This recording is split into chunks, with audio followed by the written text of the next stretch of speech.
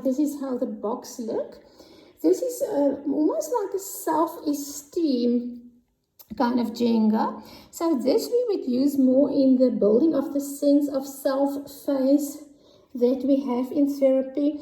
You play the Jenga the same. If I take out a blue block, I will take the first card that is on top, and I would read the blue question. What skills do you think help people succeed? And then me and the child will play with, and we have to answer that specific question. So again, these two specifically, the Jenga games works very well for older children and teenagers. Then here I have a truth or dare game. So here is the truth or dare cards. If you turn them around, each one of them give you the option. So you would ask truth or dare, and then you would ask 1 point or 2. So 1 point would be an easier question than 2. The truth cards is more something that we will use in the emotional expression phase, because the child would tell one or other truth about himself. For example, would you rather be the tallest person in your class, or just be average in size? Or for 2 points, normally a little bit more difficult, if your teacher and your mother spent an afternoon discussing you, would you like to be able to hear what they were saying? Dare cards works very well for the body contact making phase of gestalt play therapy, because it's normally something that you dare to do with your body. Dare to read something in a silly voice for 1 minute, or double dare to imitate someone you dislike and tell everyone who it is. So it's rather non-threatening, and children like it a lot because they want to see in the end who gets the best marks. Here I have the story cube. So the story cubes is this cubes that you can throw them, and then they have different kind of projective themes, some of the different size of the cubes, and if you throw them, you can maybe put them in a row in the way that they have fallen, and then ask the child to tell you a story about the little pictures that you have here. For example, one day there was a child that was very shy, and then this happened and that, etc. So this is also a very nice one, and this is also a game that you can put in your handbag and take somewhere if you have to have more of a portable play therapy kit. Here I have a dominoes. How do you feel dominoes, which is a very nice game. There is one part of my body which sometimes is good if we do the body contact making. If we talk about which emotion is felt in which part of the body, as well as sometimes even in terms of sexual abuse cases. There is another one which is kind of a puzzle that can be used to build the family. Then here I have the Amazing Me board game. The board looks like this. Absolutely stunning. If you look at this, you will see there's this little card, and you play with the dice here, and when you end on a specific block, you have to answer a specific question. So if you look here, for example, if your friend tells you a secret and another close friend wants you to share it, would you do this? Now, would you explain that you want to keep it your promise, tell the secret, or refuse to tell? So this is about your friends. Then there is one which has more questions towards the self. So this would be very applicable in the building the sense of the self phase of Gestalt play therapy. For example, you love playing music, but your music teacher say you are not doing well. Talk to the teacher to improve your skills, practice regularly, or stop playing music and just listen to music instead. So what would you rather do? Then there is the next one is about the family. So here we have it. At the end of a long, hard day at the zoo, everyone in the family is tired. Your mother is going to prepare dinner and wants you to help her. So what would you do? You try to help, you did not help, or you try to finish as soon as you can, that you can eat and go to bed early. Okay. Then the tight corners, that's the fourth one. You notice that your grandmother's bookshelf is often dusty and the dust makes you cough. So what would you do? You ask her why she keeps it so dirty. You help her, or you ask your mother if she can help your grandmother to find a person to help cleaning everywhere.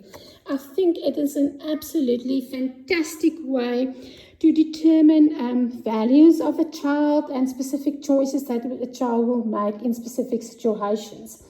Now here I have my puppets, and although that's not a board game, I just want to quickly mention that when you do the family assessment and you ask the child to make a drawing of a family, that you can also ask them to pick a puppet to represent each family member. For example, if you look at, for example, at this puppet, maybe the child say this is my dad, and you can then ask if you can give your dad a voice, what would he say? And maybe he would say, hello, I feel very sad because there's a lot of conflict in the house. The child can, for example, pick this one and say, well, this is my sister and she's always grumpy and she's always fighting. So that is the way that we use that. Okay, now let's move here. So this is the Dinosaur's journey to self-esteem. You can see it there. And then it's again a board game, and there's 3 sets of cards, and then this has a lot to do with values. So there is the Cave of Acceptance, the Valley of Values, and the Land of Courage. For example, if we look here at a question, choose someone to criticize you about something that is not true. Say, I know that's what you think, but it isn't true. If you say it like you mean it without getting angry, you get 3 chips. A chip looked like this, and in the end, when the game ends, the one with the most chips would be the winner. So in the Valley of Values, for example, and you can see this is a little bit more for older children and teenagers. Do you think it's important to be popular? What do you think someone should do if he or she wants to be popular, but he or she is not? And then the Land of Courage, here it is. Describe a situation where a kid has to stand up to an adult who is doing something wrong. Okay, here we have the emotional bingo game. So there's a set of bingo cards, if you look at it like this. So everyone get an opportunity to pick a card. And if you have that facial expression like this on your card, you would say bingo, and you would put this red token up there. And then you have to say when you feel like that. Okay. This game is the talking, feeling, doing game. It's also a board game with 3 sets of cards, a talking card, a doing card, and a feeling card. And then you also move a dice, and you also get a chip each time that you could answer a question. This is one of my favorites. This is the Ungame. The Ungame also have a board, also have a dice that you can throw. There you have it. And then your card. So here is one. Let's see what it says. What would you like to receive for your next birthday? So very much in the same way. Here we have a board game for when your parents divorce and specific questions about divorce. And then the last one that I want to show you here is Smart Heart.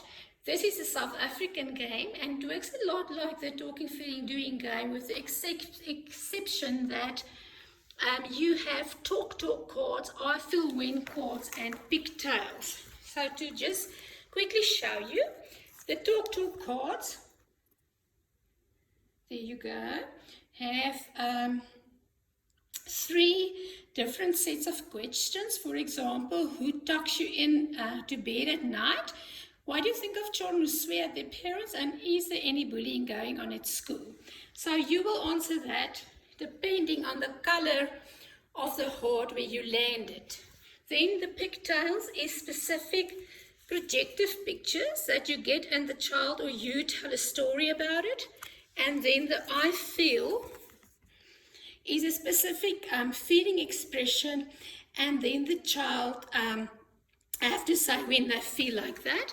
There's also, to put in a little bit more fun, there is a spinner, and or a flicker, and if you end on a little purple block, you have to spin the flicker.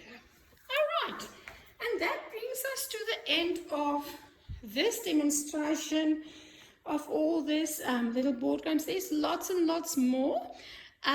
But what is nice about this is that children have a lot of fun playing this. It's much applicable for older children as well.